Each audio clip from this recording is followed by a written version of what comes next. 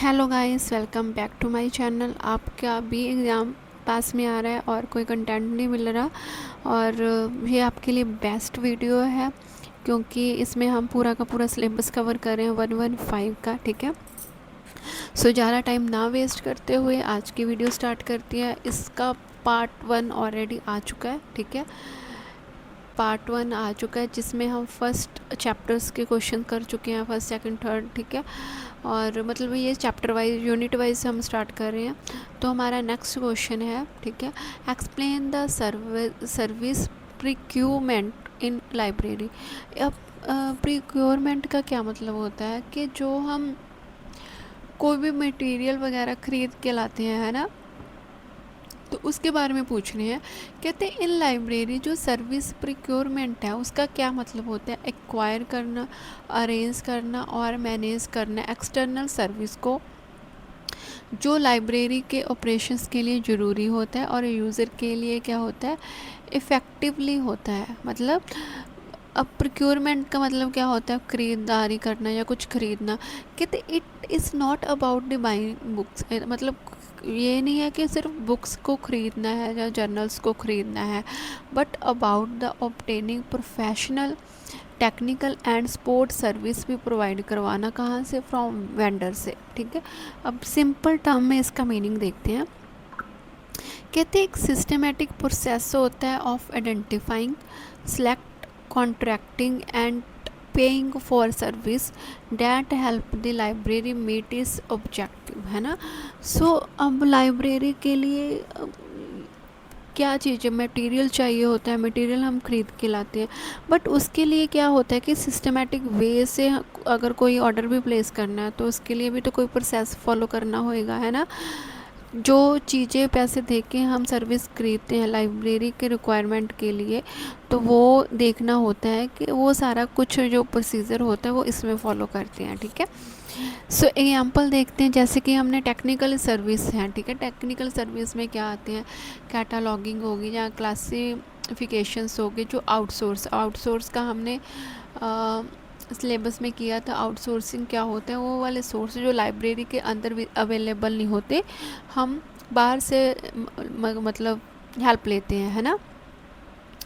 सो data entry कहाँ पे, for OPAC। Then IT and digital service, IT and digital service के लिए हम डिपेंडेंट हैं सॉफ्टवेयर के ऊपर, है ना, ई सोर्स के ऊपर, डाटाबेस के ऊपर एंड क्लाउड सर्विस के ऊपर, या फिर वेबसाइट्स होती हैं। ये सारी कैसे होती हैं, एक लाइब्रेरी को इसको मेंटेन करने के लिए भी तो मतलब पे करना पड़ता है। टेक्निकल स्पोर्ट के लिए भी तो पे करना पड़ता है।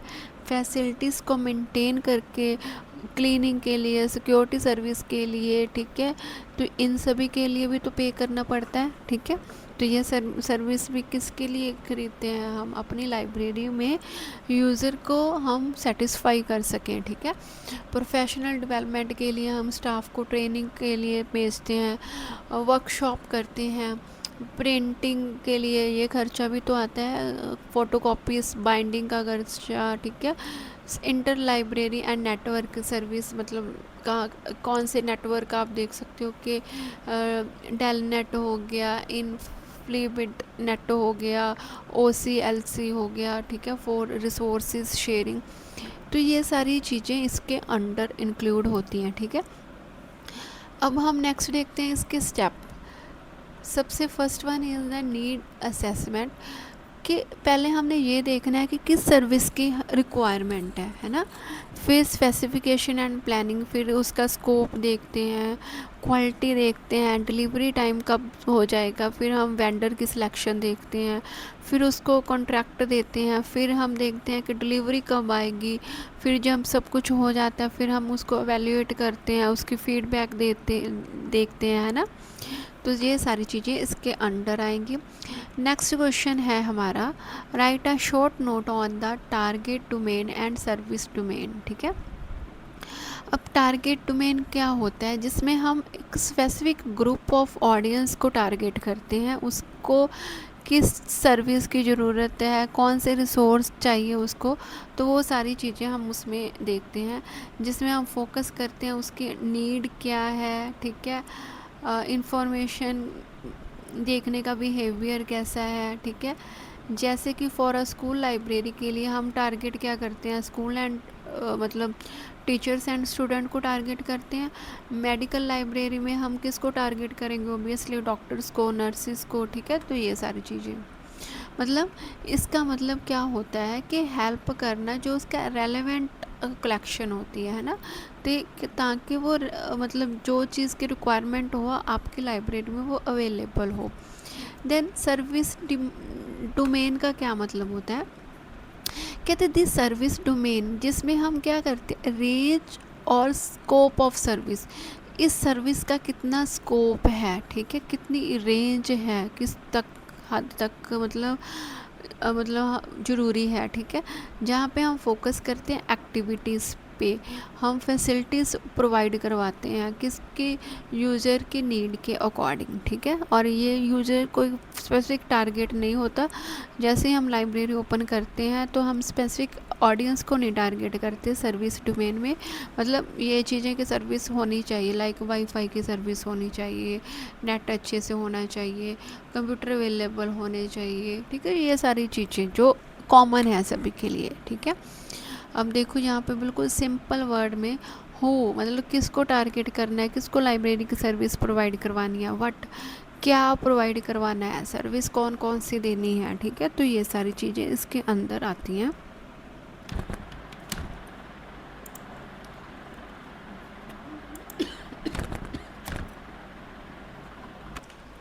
सो हमारा नेक्स्ट क्वेश्चन है, डिफाइंड करना एक्विजिशन इनिटिएशंस, ठीक है। क्या मतलब होता है, खरीदना, जिसको हम बोलते हैं स्टार्ट करना, ठीक है।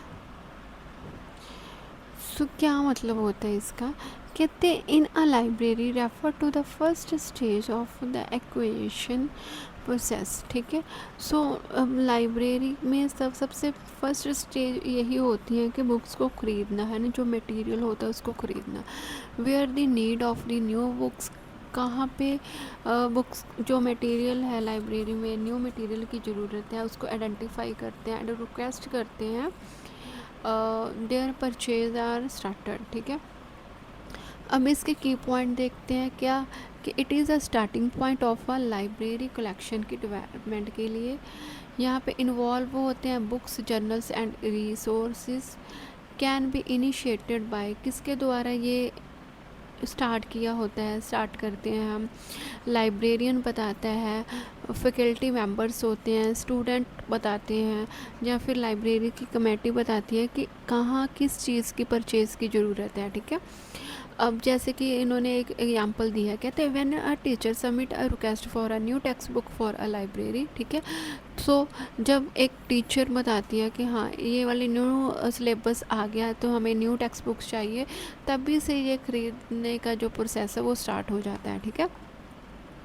अब इसके हम गोल देखते हैं, क्या गोल है, इसका मेन गोल क्या है, मेन पर्पस और ऑब्जेक्टिव क्या है behind obtaining new material resource for library collection के लिए, इट गाइड द सिलेक्शन, ठीक है, procurement process of ensure that the library hold meet the information, educations and research need of its user।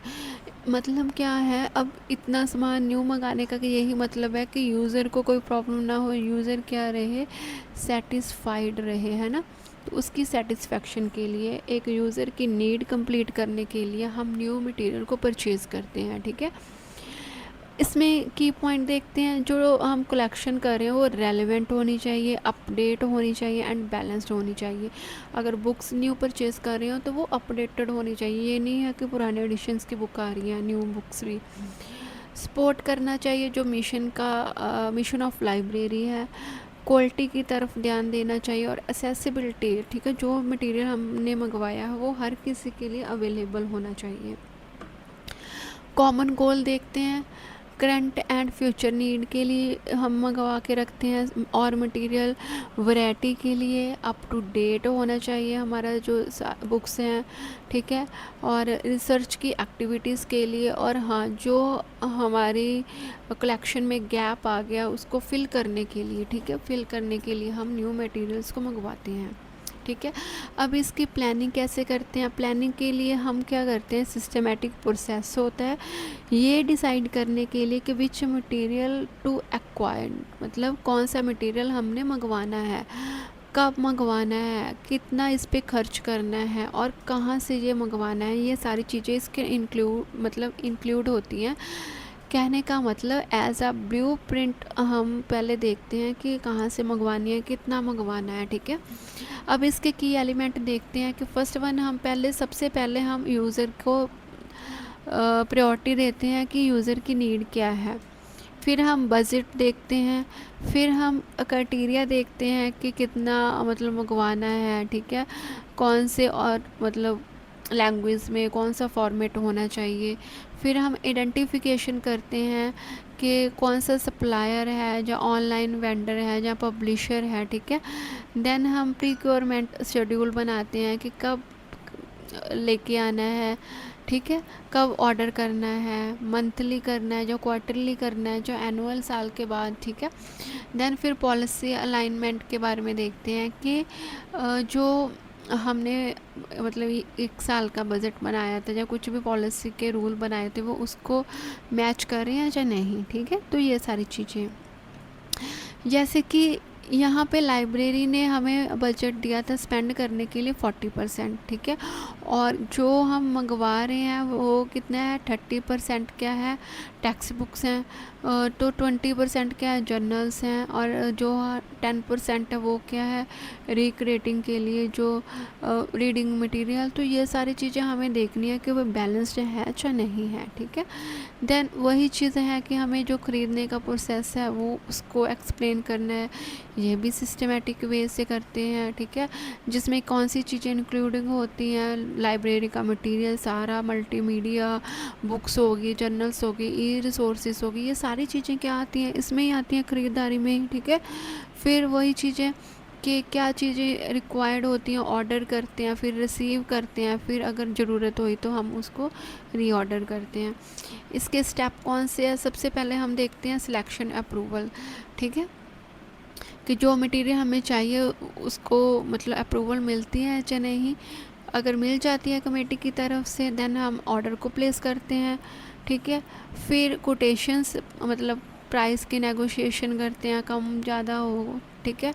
फिर हम जो purchase order किया था उसका क्या करते हैं,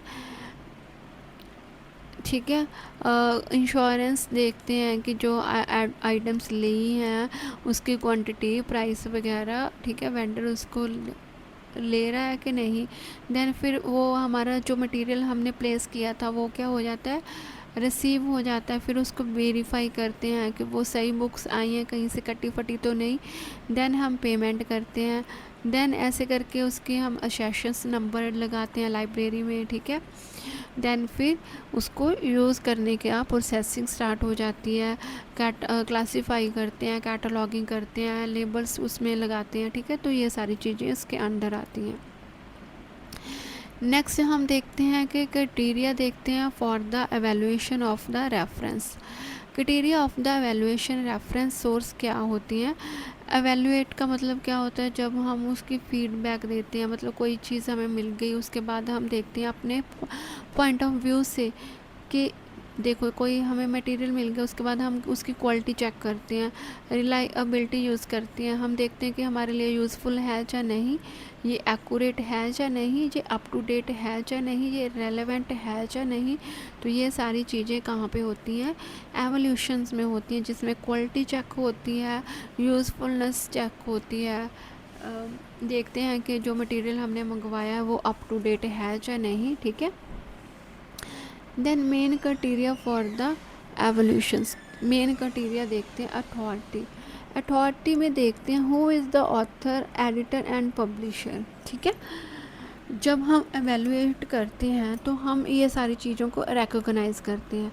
फिर हम देखते हैं स्कोप, मतलब जो टॉपिक की हमने बुक्स मंगाई है उस टॉपिक का कितना स्कोप है।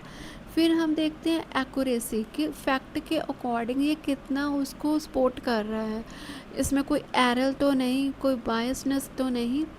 फिर हम देखते हैं करेंसी, कि जो इन्फॉर्मेशन है वो अपडेटेड की हुई है रेगुलरली या नहीं, ठीक है। फिर हम अरेंजमेंट देखते हैं, एसेसिबिलिटी के, इसको हर कोई रीड कर सकता है चाहिए। फिर हम वहाँ पे लैंग्वेज देखते हैं, उसका स्टाइल देखते हैं। फिर हम स्पेशल फीचर देखते हैं, ठीक है, कि ग्राफिक्स कैसे हैं, मैप्स वगैरह, चार्ट्स वगैरह, ठीक है, ताकि इन्हांस कर सके अपने अंडरस्टैंडिंग को। देन फिर हम देखते हैं कॉस्ट इफ़ेक्टिव है, मतलब जिस प्राइस में हमने वो बुक परचेज़ की, हाँ उसके अकॉर्डिंग वाकई ये यूज़फुल है हमारे लिए या नहीं, ठीक है। फिर इसके बाद नेक्स्ट हमारा क्वेश्चन है, that is discuss in the detail bibliographic source. अब सबसे पहले हम इसके मीनिंग देखते हैं कि भाई इसका मीनिंग क्या है, ठीक है। जो बिब्लियोग्राफिकल सोर्स होते हैं एक तरह के टूल्स होते हैं, डॉक्यूमेंट भी हो सकते हैं, that list and describe the books, articles, report and other publishers, ठीक है। इसको कैसे अरेंज करते हैं, इन अ सिस्टमेटिक ऑर्डर में, ठीक है। They do not give the full text, ये हमें पूरा टेक्स्ट नहीं देते, ठीक है, मतलब लिस्ट ऑफ आर्टिकल्स होती है, ठीक है। जैसे कि एक बुक है, बुक के सबसे आगे वाला जो इंडेक्स पेज है, इंडेक्स पेज पे सारी नॉलेज थोड़ी ना होती है, बस उसके टाइटल का, टॉपिक का नाम होता है, उसको बोलते हैं हम, जैसे बिब्लियोग्राफिक स्मॉल ब्रीफ इंट्रोडक्शन होती है ना, किसी भी टॉपिक के बारे में। अब इस चीज़ का पर्पस क्या है, इससे क्या होएगा, आइडेंटिफाई करते हैं विच मटेरियल के इस सब्जेक्ट में कौन सा मटेरियल और कौन से टॉपिक है, लोकेशन हमें मिल जाती है कि कौन सा मटेरियल कहाँ पे है, हमारा टाइम सेव हो जाता है, ठीक है। नेक्स्ट हम देखते हैं कि टाइप्स कौन सी है। बाय कवरेज, जनरल बिब्लियोग्राफी होती है जिसमें वाइड रेंज ऑफ सब्जेक्ट होते हैं। फिर सब्जेक्ट बिब्लियोग्राफिक्स होती है जिसमें हम पर्टिकुलर सब्जेक्ट के अकॉर्डिंग देखते हैं। फिर trade, general, then subject, then trade. फिर ये बाय टाइम ऑफ पब्लिकेशंस होती हैं, लाइक करंट बिब्लियोग्राफिक है, जहाँ मतलब पहले की है, ओल्डर पब्लिकेशंस हैं, ठीक है, तो ये सारी चीज़ें भी इसमें आती हैं। नेशनल है या यूनिवर्सल है, ये भी इसके बीच आती हैं, ठीक है, तो ये सारी चीज़ें इसके अंडर आती हैं। आप ये रिवीजन के लिए, क्विक रिवीजन के लिए आप देख सकते हो कितने टाइप की होती है। जनरल सब्जेक्ट के ऊपर हो सकती है, कोई ट्रेड के अकॉर्डिंग हो जाती है, करंट हो जाती है, या रेट्रो स्पेक्टिव होती हैं, ठीक है। जर्नल में जहाँ पे सारे सब्जेक्ट होते हैं, सब्जेक्ट में एक पर्टिकुलर सब्जेक्ट होता है। ट्रेड में लिस्ट ऑफ बुक्स होती हैं फॉर सेल्स के लिए। करंट में जो लेटेस्ट पब्लिकेशंस होती हैं, इसमें होती हैं ओल्ड पब्लिकेशंस, क्लियर। देन है हमारा question next, right a concept of reference and information source, ठीक है। हमने रेफरेंस सोर्स और information source I think so पहले भी ये टॉपिक पढ़ लिया था, तो बस ये चीज़ें हैं। जब रेफरेंस का मतलब आए तो लाइब्रेरी में डैट मीन्स के एक स्टाफ मेंबर को वो प्रोवाइड करवाते हैं ताकि यूज़र को एक्यूरेट राइट टाइम पे इंफॉर्मेशन मिल सके, है ना, गाइड करना, बेसिकली रेफर करना।